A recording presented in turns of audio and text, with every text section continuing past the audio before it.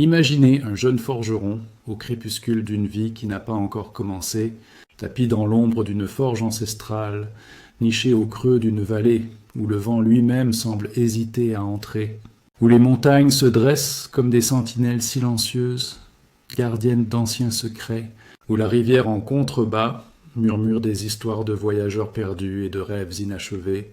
La lumière des braises pulse comme un cœur fatigué, projetant des ombres dansantes sur les murs suintants de suie, sur les poutres noircies par des siècles de feu, sur les outils oubliés qui gisent comme des os blanchis dans la poussière, des enclumes usées par des générations de mains calleuses, des pinces tordues par des efforts désespérés, des marteaux ébréchés par des espoirs brisés, témoins muets d'innombrables rêves avortés, de lames qui n'ont jamais vu la lumière du combat, d'armures qui n'ont jamais protégé un cœur, le jeune homme, les épaules voûtées sous le poids d'une ambition encore informe, les yeux rougis par la fumée et les nuits sans sommeil, tient un morceau de métal brut entre ses doigts, tremblant.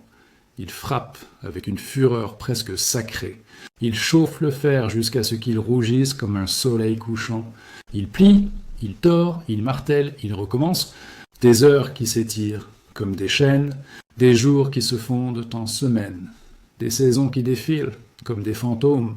Pourtant la lame qu'il rêve de forger, celle qui couperait les liens du destin, qui trancherait les chaînes de la médiocrité, qui brillerait sous les étoiles comme un serment éternel, reste un amas difforme, un bloc informe et fragile, prêt à se fendre au premier choc véritable, prêt à trahir la main qui l'a façonné, un soir d'hiver, alors que la neige commence à tomber en silence sur les toits de chaume, que le froid s'infiltre par les interstices des murs, que le monde extérieur semble retenir son souffle. Un vieux maître forgeron pousse la porte grinçante avec une lenteur délibérée. Son manteau est couvert de givre qui scintillent comme des diamants noirs. Ses bottes laissent des traces humides sur le sol de terre battue, des traces qui fondent aussitôt comme des regrets. Ses yeux, de charbon éteint, mais encore brûlants au fond, balayeront la pièce avec une sagesse qui pèse plus que 1000 mots. Il ne parle pas tout de suite, il observe, il écoute le crépitement du feu, le souffle saccadé du jeune homme, le battement de son propre cœur. Il s'approche sans hâte, prend une lame ratée entre ses doigts noueux, veinée comme des racines anciennes, la soulève à la lumière tremblante des braises, l'examine comme on examine une âme, puis d'un geste sec, presque rituel, la brise sur l'enclume, le métal hurle en se fracturant, un cri aigu qui résonne dans la nuit, il le jette dans les flammes avec une indifférence calculée. Les étincelles jaillissent comme des étoiles filantes, comme des prières oubliées, comme des espoirs qui s'envolent.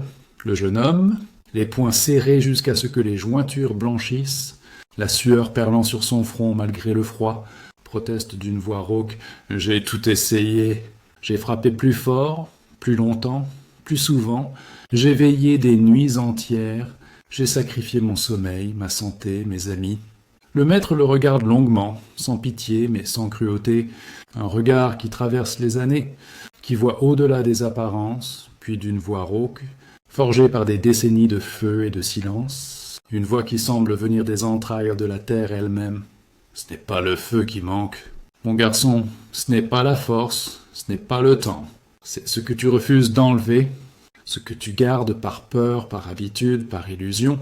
Un silence lourd tombe, plus lourd que le marteau, plus dense que la fumée. Le jeune forgeron fronce les sourcils. Il veut répondre, il veut prouver, il veut crier son désespoir, mais quelque chose dans le regard du vieil homme l'arrête. Une vérité nue, brutale, irréfutable. Pour la première fois, il comprend. Le succès n'est pas une question d'ajout, d'accumulation, de surcharge, c'est une question de soustraction, de courage, de refus, de choix impitoyable, de coupe nette dans le vif de l'inutile. Ce n'est pas un conte pour enfants, ce n'est pas une légende murmurée autour du feu, c'est la loi secrète des sommets, la règle non écrite des géants, ceux qui dominent le monde, pas par chance, pas par talent inné, pas par un code mystérieux réservé à quelques élus, ne triomphent pas parce qu'ils évitent les grandes catastrophes, les chutes spectaculaires, les drames visibles. Non, ils triomphent parce qu'ils détectent, les petites fissures avant qu'elles ne deviennent des abîmes, les habitudes qui grignotent comme des termites dans le bois, les tentations qui murmurent à l'oreille comme des sirènes perfides, les dérives lentes, silencieuses, insidieuses, plus mortelles que n'importe quelle tempête, plus destructrices que n'importe quel ouragan. Le succès ne se bâtit pas seulement par l'action. Par le bruit, par l'agitation, il se défend, il se protège, il se cultive comme un jardin secret. Chaque palier gravi est une nouvelle frontière à surveiller, chaque victoire une nouvelle cible à défendre, et à chaque niveau de nouveaux pièges apparaissent, plus subtils, plus séduisants, plus dangereux, des pièges qui ne crient pas, qui ne hurlent pas, qui se glissent dans les habitudes comme une ombre, si vous ne veillez pas avec une vigilance de faucon.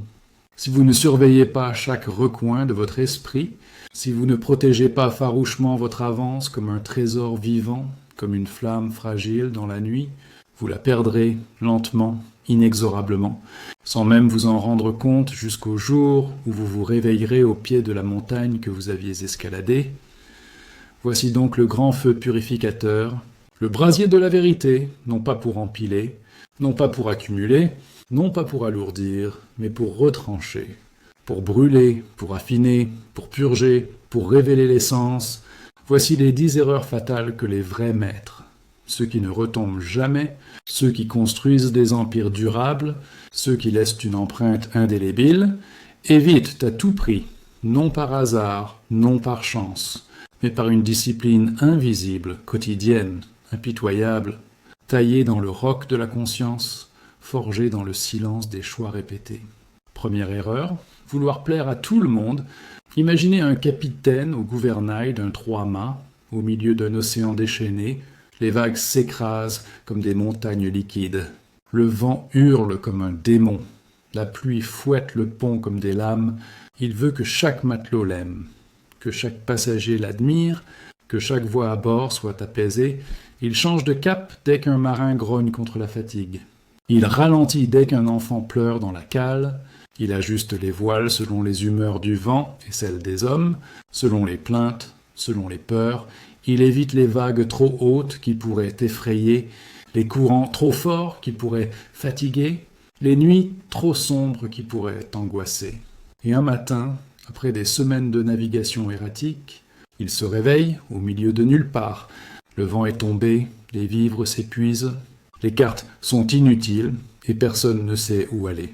Personne ne sait pourquoi on navigue encore. Ceux qui dirigent vraiment, ceux qui mènent des nations, des entreprises, des vies, savent une vérité brutale, une vérité qui brûle comme le fer rouge. On ne plaît pas à tous, et on n'essaye pas. On ne sacrifie pas sa boussole pour des sourires éphémères. Ils ne tordent pas leur vision pour récolter des sourires polis. Ils ne diluent pas leurs décisions pour éviter les regards de travers.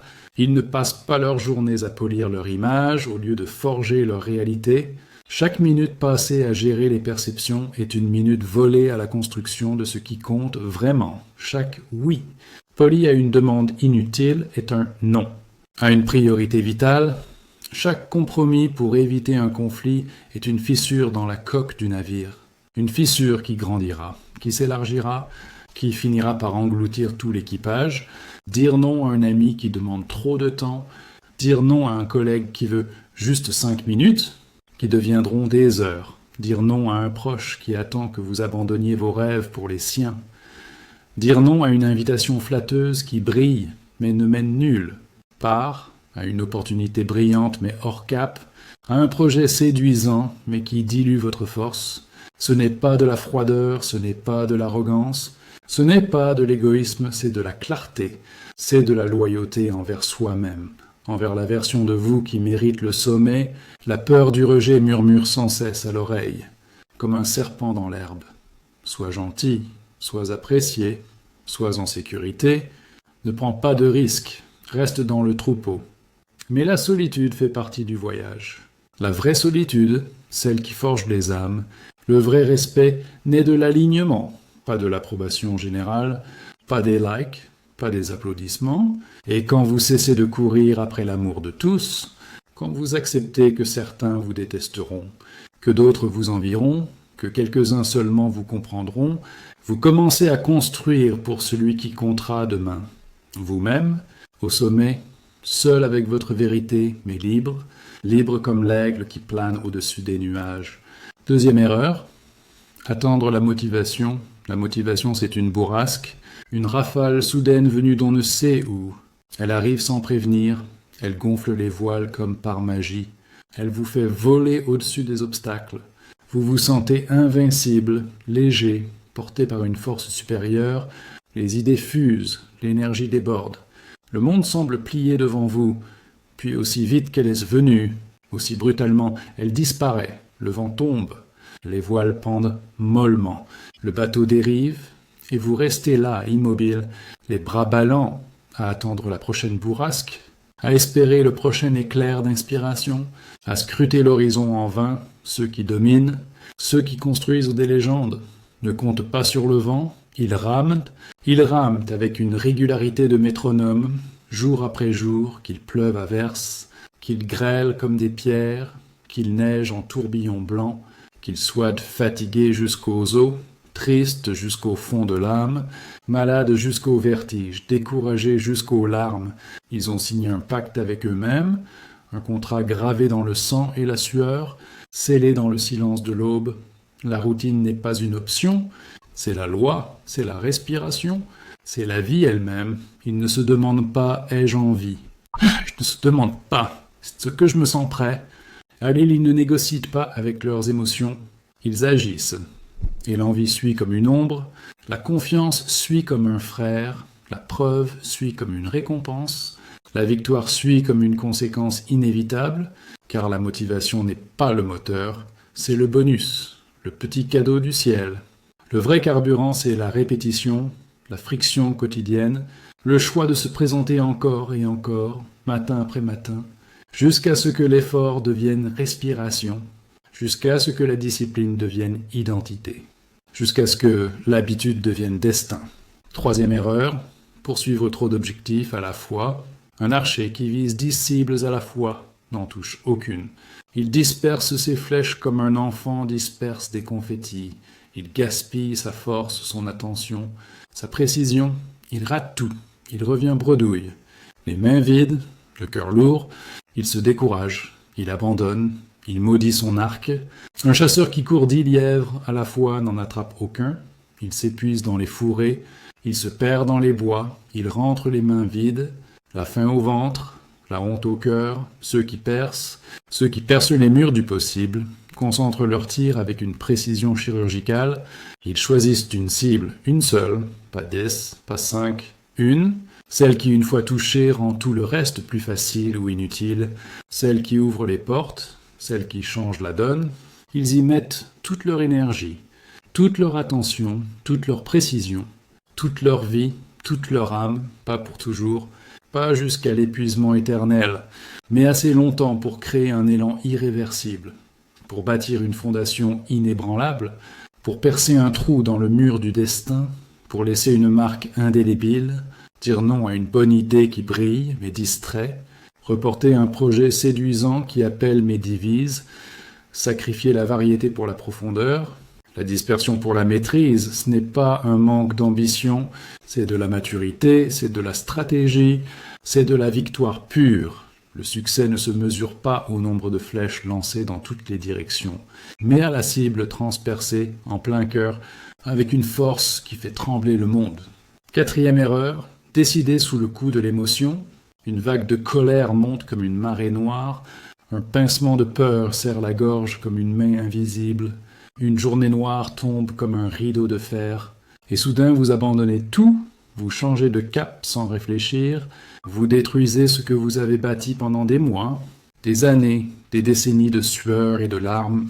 Ceux qui tiennent bon, ceux qui traversent les tempêtes sans couler, ont appris une chose essentielle, une leçon gravée dans le feu. L'émotion n'est pas un pilote, c'est un passager bruyant, turbulent, parfois dangereux, mais un passager quand même. Ils ressentent, bien sûr, comme tout être humain, la peur qui glace le sang, le doute qui ronge l'esprit, la colère qui brûle les veines, l'épuisement qui alourdit les membres. mais ils ne réagissent pas comme des automates. Ils ne laissent pas ces tempêtes intérieures dicter le cap. Ils attendent, ils respirent profondément, ils se rappellent leurs valeurs ancrées comme des rochers, leur vision claire comme un phare dans la nuit, leur cap tracé comme une ligne dans le marbre. Ils ont des règles préétablies, des garde-fous forgés dans le calme, des phares dans la tempête. Si je suis frustré, je note sur un carnet, je ne réponds pas tout de suite. Si je suis fatigué, je fais quand même la tâche essentielle, celle qui compte vraiment. Au cas où si je doute, je me souviens pourquoi j'ai commencé, je relis mes raisons, je touche du bois mon rêve. Ce ne sont pas des robots froids, ce sont des capitaines expérimentés, et un capitaine ne laisse pas la tempête diriger le navire. Il la traverse, il l'affronte, il en sort plus fort. 5e erreur, confondre mouvement et progrès. Vous courez comme un hamster dans sa roue. Vous répondez à des messages qui n'en finissent pas. Vous cochez des cases sur une liste infinie. Vous enchaînez les appels, les réunions, les tâches. Votre agenda est plein à craquer comme un sac trop lourd. Votre téléphone vibre sans cesse comme un bourdon affolé. Vous êtes épuisé, éreinté, vidé jusqu'à la moelle, et pourtant rien n'a avancé. Rien n'a changé, rien n'a été construit. Rien n'a laissé de traces. Ceux qui progressent vraiment, ceux qui laissent des monuments derrière eux, ne mesurent pas en heures brûlées, ils mesurent en résultats concrets, en élan palpable, en impact mesurable. Ils protègent leur temps comme un trésor sacré, comme une relique inviolable. Ils éliminent les réunions inutiles qui volent des heures, les tâches faciles qui flattent l'ego, les distractions déguisées en urgence qui crient mais ne comptent pas. Ils travaillent en profondeur, en silence, dans la concentration absolue, sur l'essentiel, sur ce qui fait vraiment bouger les aiguilles du destin. Être occupé n'est pas une médaille d'or, c'est un piège doré. Le vrai travail est souvent lent, inconfortable, invisible aux yeux du monde, mais c'est lui qui fait la différence. C'est lui qui bâtit les empires durables. C'est lui qui change le cours de l'histoire. 6e erreur, ignorer la récupération, pousser, toujours pousser, sans dormir, sans pause, sans respiration, comme si l'épuisement était une preuve de valeur, comme si dormir peu était un badge d'honneur cousu sur la poitrine, comme si s'arrêter était une faiblesse impardonnable, une trahison envers ses rêves, mais une lame qu'on chauffe sans jamais la tremper dans l'eau froide finit par se briser net. Un corps qu'on use sans repos s'effondre comme un château de cartes, un esprit qu'on surcharge s'embrouille comme un ciel d'orage, un cœur qu'on ignore finit par se taire à jamais. Ceux qui durent, ceux qui construisent des vies qui traversent les décennies, intègrent le repos comme une arme secrète, comme un rituel sacré. Ils dorment profondément comme des enfants, ils débranchent complètement comme des moines. Ils marchent dans les bois pour entendre le vent dans les feuilles, ils lisent des livres qui nourrissent l'âme, ils méditent pour recentrer l'esprit. Ils récupèrent, non par faiblesse, par stratégie, par intelligence supérieure, car on ne construit pas avec un réservoir vide, on ne dirige pas avec un esprit embrumé par la fatigue, on ne crée pas avec un corps brisé par l'épuisement. 7e erreur, se comparer aux autres. Vous regardez à gauche avec envie, à droite avec jalousie, qui va plus vite sur l'autoroute de la vie, qui a plus d'or dans les poches, qui brille plus sous les projecteurs, qui est applaudi par la foule, et soudain, votre chemin devient une course contre les autres, pas contre vous-même. Vous commencez à imiter leurs pas, à envier leur victoire, à douter de votre valeur, à dévier de votre route. Ceux qui gagnent, ceux qui laissent une trace unique, courent leur propre course. Ils savent que la seule comparaison valable est avec leur version d'hier. Sont-ils plus disciplinés que la veille, plus alignés avec leur vérité, plus proches de leur vision sacrée? C'est tout ce qui compte. Le reste est du bruit, du vent, de la fumée qui s'élève et disparaît. 8e erreur, attendre les conditions parfaites, le moment idéal qui n'arrive jamais, le plan parfait qui reste un mirage, la confiance totale qui fuit comme l'eau entre les doigts, l'absence de peur qui est une illusion, l'absence de doute qui est un mensonge. Vous attendez, vous préparez, vous peaufinez encore, vous repoussez. Et pendant ce temps, la vie passe comme un train à grande vitesse. Les opportunités s'évaporent comme la rosée au soleil. Les autres avancent, trébuchent, se relèvent, progressent, ceux qui agissent, ceux qui brisent tes chaînes, commencent maintenant avec les doutes qui rongent, avec les imperfections qui crient, avec les moyens du bord qui semblent insuffisants, avec les mains tremblantes qui tiennent le marteau, car la clarté naît du mouvement, la confiance naît de l'action répétée. Le chemin se révèle en marchant pas à pas, pas en attendant sur le bord de la route. 9e erreur, laissez le confort devenir l'objectif. Vous avez gagné une bataille, vous êtes à l'aise dans votre château, plus de pression extérieure, plus de lutte quotidienne, plus de faim qui tenaille, vous relâchez la garde, vous protégez vos acquis, vous justifiez l'immobilité, j'ai mérité ça. J'ai le droit au repos éternel. Je n'ai plus rien à prouver au monde. Et lentement, sans bruit, comme une marée qui monte, vous reculez, vous régressez, vous vous ramollissez, ceux qui grandissent sans fin, ceux qui escaladent des sommets toujours plus hauts, restent volontairement inconfortables. Ils se challengent comme on se défie soi-même, ils relèvent par la barre plus haut que nécessaire, ils créent leur propre pression intérieure, non par peur de tomber, par respect pour ce qu'ils peuvent devenir, par amour pour la version la plus forte, la plus pure, la plus vivante d'eux-mêmes. 10e erreur, oubliez pour qui ils le font. Les tâches s'accumulent comme des montagnes, les deadlines tombent comme la pluie, les victoires s'enchaînent comme des perles, les chiffres grimpent comme des lianes, les trophées brillent comme des soleils, et un jour vous levez les yeux du champ de bataille, et vous ne savez plus pourquoi vous vous battez, pour qui vous construisez, pourquoi vous sacrifiez, vous avez tout conquis, mais vous n'avez plus rien qui vaille la peine. Ceux qui durent à travers les âges, ceux qui laissent un héritage qui inspire, se reconnectent sans cesse à leur pourquoi profond, à leurs valeurs ancrées comme des racines, à l'héritage qu'ils veulent laisser comme un flambeau, à la personne qu'ils veulent devenir en regardant dans le miroir. Le succès sans sens est une coquille vide, une victoire creuse, un triomphe qui ne réchauffe pas l'âme. Le jeune forgeron des années plus tard, après avoir traversé des tempêtes intérieures, après avoir brûlé ses illusions, après avoir retranché l'inutile, tient enfin sa lame parfaite, inébranlable, légère comme le vent qui caresse les cimes, tranchante comme la vérité nue, forgée non dans les coups ajoutés à la hâte, mais dans les morceaux enlevés avec précision, les erreurs éliminées une à une, les illusions brûlées dans le feu purificateur, les excuses calcinées jusqu'à la poussière. Il n'a pas gagné parce qu'il a frappé plus fort que les autres, il a gagné parce qu'il a su s'arrêter au bon moment, regarder au fond de lui, écouter la voix du maître, retrancher l'inutile, protéger l'essentiel, choisir avec une clarté cristalline, et toi, dans ta forge intérieure, au milieu du chaos de ta vie, quelle est la première erreur que tu vas éliminer aujourd'hui? Quel morceau vas-tu jeter au feu sans regret? Quelle fissure vas-tu sceller avant qu'elle ne te brise en 1000 éclats? Quel oui superflu vas-tu transformer en non?